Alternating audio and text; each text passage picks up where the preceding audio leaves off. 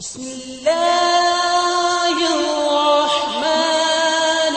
الرحيم لا حول ولا قوة إلا بالله العلي العظيم أعوذ بالله من الشيطان اللعين الرجيم بسم الله الرحمن الرحيم عظم الله أجورنا وأجوركم باستشهاد سيدنا وإمامنا علي بن موسى الرضا علیہ الصلاۃ والسلام۔ ناظرین و مشاہدین کرام، اس المناک اور دردناک شہادت کے موقع پر سب سے پہلے ہم حضرت امام زمانہ علیہ الصلاۃ والسلام کی خدمت میں پرسہ پیش کرتے ہیں۔ اس کے بعد اپنے فقہا اور مراجع اعظام اور مومنین کرام کی خدمت میں ان کے معصوم اور مظلوم امام حضرت امام علی رضا علیہ السلام کی شہادت کا پرسہ پیش کرتے ہیں۔ ناظرین، یہ کس قدر افسوسناک اور بہت ہی غم کا موقع ہے کہ ذریت پیغمبر اسلام کے جتنے بھی معصوم امام اس دنیا میں آئے، ہر ایک امام کو یا تلوار کے ذریعے قتل کیا گیا یا ان کو زہر کے ذریعے شہید کیا گیا۔ جبکہ ان معصوم اماموں کی زندگی کو دیکھیں تو ہم تو انہیں امام مانتے ہیں، ہم تو انہیں معصوم مانتے ہیں، ہم تو ان پاکیزہ اماموں کو اللہ کی حجت مانتے ہیں، ولی خدا اور پیغمبر اسلام کا جانشین اور خلیفہ مانتے ہیں۔ لیکن ہمارے علاوہ جو مسلمان ہیں، تمام مسلمانوں کے فرقوں میں جتنے بھی ائمہ اہل بیت علیہ السلام ہیں، ان کا کردار اتنا عظیم تھا، ان کی شان اتنی بلند تھی کہ جو انہیں امام نہیں مانتے وہ بھی انہیں اپنے زمانے کا سب سے افضل انسان تسلیم کرتے ہیں، چاہے علم کے اعتبار سے، چاہے عبادت کے اعتبار سے، چاہے تقوی اور پرہیزگاری کے اعتبار سے، ہر ایک اعتبار سے انہیں سب سے افضل مانتے ہیں۔ لیکن پھر بھی جو افضل ترین جو ہے وہ خلق خدا تھے، انہیں یا تلوار کے ذریعے قتل کیا گیا یا زہر کے ذریعے انہیں شہید کیا گیا۔ لہٰذا جتنے بھی ائمہ معصومین کو جو قتل کیا گیا یا شہید کیا گیا زہر کے ذریعے سے، تلوار کے ذریعے سے، تو یہ تنہا شیعوں کا خسارہ نہیں ہوا، یہ تنہا مسلمانوں کا اور اسلام کا خسارہ نہیں ہوا، بلکہ تمام عالم انسانیت کا خسارہ ہوا۔ اس لیے کہ یہ معصوم اہل بیت علیہ السلام یہ صرف کسی ایک مسلک یا کسی ایک مذہب کے امام اور رہنما بن کے نہیں آئے تھے، بلکہ تمام انسانیت کے لیے جو ہادی بن کے آئے تھے، تمام انسانیت کے لیے رہنما بن کے آئے تھے۔ لہٰذا جنہوں نے ان ائمہ اہل بیت علیہ السلام کو شہید کیا وہ مجرم تمام عالم انسانیت ہیں۔ دوسری بات یہ ہے کہ جس طریقے سے پیغمبر اسلام یا دیگر ائمہ اہل بیت علیہ السلام کے علم کا یہ معیار تھا، اللہ نے ان کو اتنی طاقت عطا فرمائی تھی علمی اعتبار سے بھی کہ مستقبل کی وہ خبریں دیتے تھے، جہاں پہ بہت سی خبریں انہی خبروں میں سے جو ہے وہ آنے والے یا جتنے بھی معصومین تھے ان کی شہادت کیسے ہوگی، ان کو کیسے قتل کیا جائے گا، وہ اس دنیا سے کیسے رخصت ہوں گے، ہر ایک کی خبر معصومین علیہ السلام نے ہمیں دی۔ خصوصی طور پہ آپ دیکھیں کہ حضرت امام علی رضا علیہ السلام کی شہادت کے متعلق ہمارے مختلف اماموں نے خبر دی کہ اس عظیم الشان امام کو کس طریقے سے قتل کیا جائے گا، کس طریقے سے شہید کیا جائے گا۔ شیخ عباس قمی رحمۃ اللہ علیہ نے منتہی الاعمال میں ذکر فرمایا کہ پیغمبر اسلام ایک خراسانی شخص کے خواب میں آئے اور آنے کے بعد کہتے ہیں کہ کیا تمہیں معلوم ہے کہ تم اہل خراسان کا اس وقت کیا عالم ہوگا، کیا حالت ہوگی کہ جب تمہاری زمین میں میرے بدن کا ٹکڑا دفن کر دیا جائے گا، تمہاری اس وقت کیا کیفیت ہوگی کہ جب میری امانت تمہارے سپرد کر دی جائے گی، اس وقت تمہاری کیفیت کیا ہوگی کہ جب آسمان ہدایت و امانت کا ستارہ تمہارے یہاں غروب ہو جائے گا۔ حضرت امام علی رضا علیہ السلام نے فرمایا کیا تمہیں معلوم ہے کہ پیغمبر اسلام کیا خبر دینا چاہ رہے ہیں؟ اس نے کہا فرزند رسول ہمیں نہیں معلوم کہ پیغمبر کیا خبر دینا چاہ رہے ہیں۔ کہا پیغمبر اسلام میری شہادت کی خبر دینا چاہ رہے ہیں،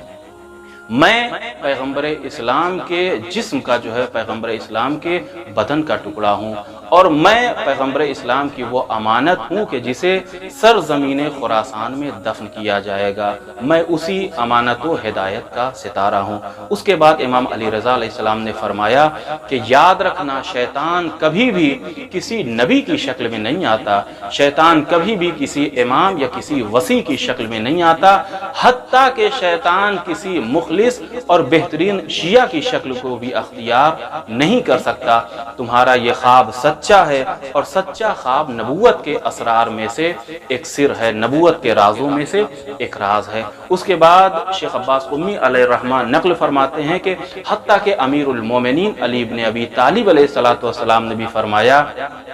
کہ میری اولاد میں سے میرا ایک فرزند ہوگا کہ جسے سرزمین خراسان میں دردناک طریقے سے زہر کے ذریعے شہید کیا جائے گا، جس کا نام میرے نام پہ ہوگا، یعنی اس کا نام علی ہوگا، اور اس کے والد کا نام، اس کے بابا کا نام موسیٰ ابن عمران کے نام پہ ہوگا، یعنی حضرت امام موسیٰ کاظم علیہ السلام۔ اور اس شخص کو خراسان کی زمین پر جو عالم غربت میں شہید کیا جائے گا، تو اگر اس کی زیارت کوئی بھی انسان، کوئی بھی مرد مومن کرے گا تو اللہ اس کے جو ہے وہ گزشتہ گناہ کو بھی معاف کر دے گا، اس کے آنے والے گناہ کو بھی اللہ معاف کر دے گا۔ پھر شیخ عباس قمی رحمۃ اللہ علیہ ذکر فرماتے ہیں کہ خود امام علی رضا علیہ السلام نے بھی اپنی شہادت کی خبر دی کہ خدا کی قسم، ہم اہل بیت میں سے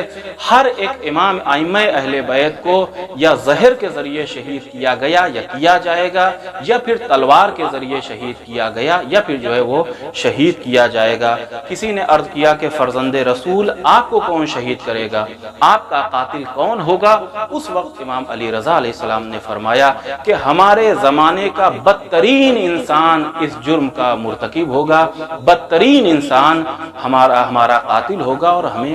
شہید کرے گا اس عالم میں کہ ہم اپنوں سے دور، اپنے وطن سے دور ہوں گے، عالم غربت میں ہوں گے، عالم مسافرت میں ہوں گے۔ اس کے بعد امام علی رضا نے خود اپنی زبانی اپنی زیارت کی جو ہے وہ فضیلت کو بیان کیا۔ جب حضرت امام علی رضا علیہ السلام بحکم مامون مدینے سے نکلنے لگے تو کتابوں میں یہ ملتا ہے کہ جس طریقے سے حضرت امام حسین جب مدینے سے نکلنے لگے تھے تو وقت آخر اپنے نانا کی قبر پہ آئے اور چیخ چیخ کے گریہ کر رہے تھے۔ کیوں؟ اس لیے کہ امام حسین کو معلوم تھا کہ اب اس کے بعد مدینہ آنا نصیب نہیں ہوگا۔ اسی طریقے سے جب حضرت امام علی رضا علیہ السلام مدینے سے نکلنے لگے تو رخصت ہونے کا ایک خاص انداز تھا۔ کیوں؟ اس لیے کہ امام علی رضا علیہ السلام کو معلوم تھا کہ یہ نبی خدا کے روضے کی زیارت آخری زیارت ہے، اس کے بعد نبی کے روضے کی زیارت نصیب نہیں ہوگی۔ عزیزو، عموماً ایک تصور یہ پایا جاتا ہے کہ امام علی رضا علیہ السلام کو ولی عہدی ملی، لہٰذا بڑی خوشی کی زندگی امام علی رضا نے گزاری، لیکن اگر وہ دور کیسا تھا، وہ ماحول کیسا تھا، وہ زمانہ کیسا تھا،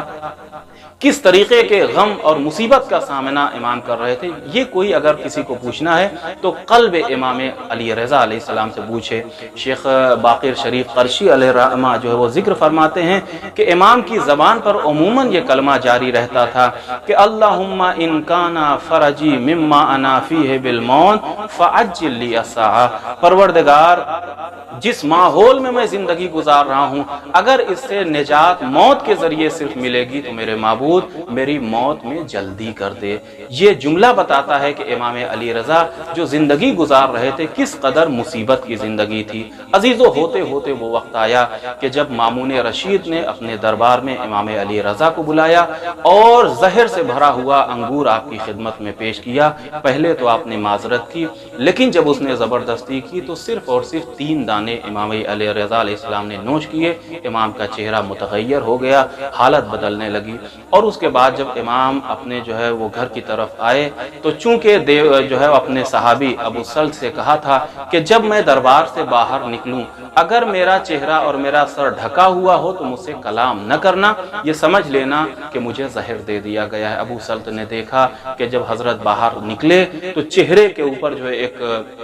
چادر کا ٹکڑا پڑا ہوا ہے، سر اور چہرہ ڈھکا ہوا ہے، سمجھ گئے کہ میرے آقا کو زہر دے دیا گیا۔ امام بستر استراحت پہ آئے، چہرہ بدلا ہوا ہے، حالت متغیر ہے، اور ہوتے ہوتے وہ وقت آیا کہ امام درد کی وجہ سے تڑپنے لگے کہ ابو سلط کہتے ہیں میں نے کیا دیکھا کہ دروازہ بند ہے لیکن پھر بھی علی رضا علیہ السلام کی شبیہ کی طرح ایک شخص بیٹھا ہوا ہے۔ میں نے اس سے پوچھا کہ آپ کون ہیں؟ اس نے کہا کہ میں اللہ کی جو ہے حجت اور امام علی رضا علیہ السلام کا جانشین، یعنی میں محمد تقی ہوں۔ امام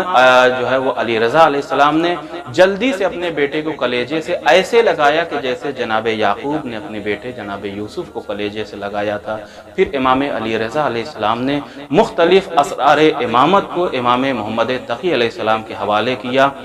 اور دیکھتے ہی دیکھتے امام کے لب خاموش ہو گئے اور امام کی آنکھیں بند ہو گئی، یعنی امام اس دنیا سے رخصت ہو گئے۔ چونکہ امام کو غسل امام دیتا ہے، امام کو کفن امام پہناتا ہے، لہٰذا امام علی رضا کے فرزند امام محمد تقی علیہ السلام نے اپنے بابا کو غسل دیا، کفن پہنایا، اور عزیزو وہ 23 ذیقات تھی سن 203 ہجری کہ جب یہ امامت و عصمت کا 8واں ستارہ سرزمین خراسان میں ہمیشہ